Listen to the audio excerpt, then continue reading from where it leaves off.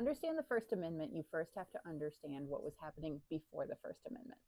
On September 25th of 1690, there's a guy named Benjamin Harris living in Boston who is a printer, and he declares that he's going to start a newspaper.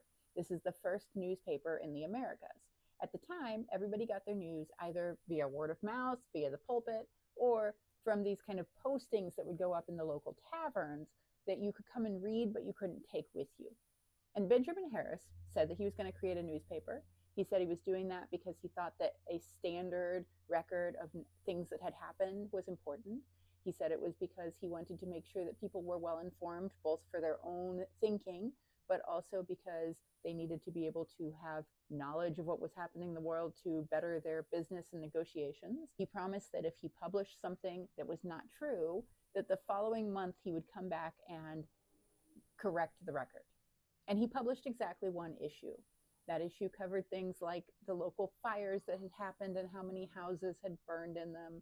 It covered the fact that the Christianized Indians were going to be holding a day of Thanksgiving.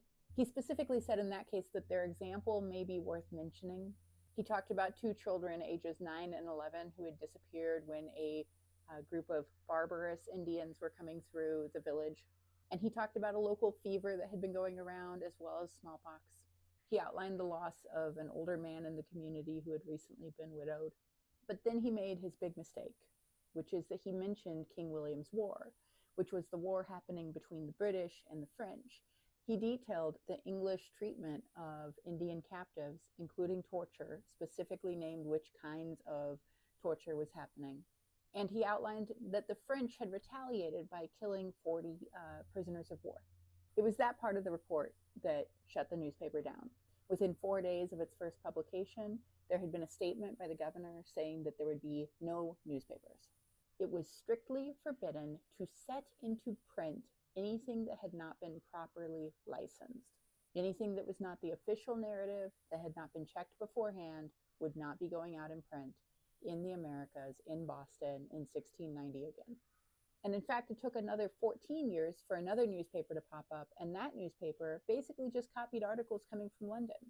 This was the beginning of any attempt at communication in a clear and direct way, any attempt at a media, any attempt at a press was shut down because the British did not want this unrestricted communication happening among people in the colonies. That's the context of the First Amendment, is them being like, hey, remember that thing that happened with our grandpas where you couldn't have a newspaper or they would shut you down? Remember how that changed our entire ability to communicate? How about we have full unrestricted freedom of speech and freedom of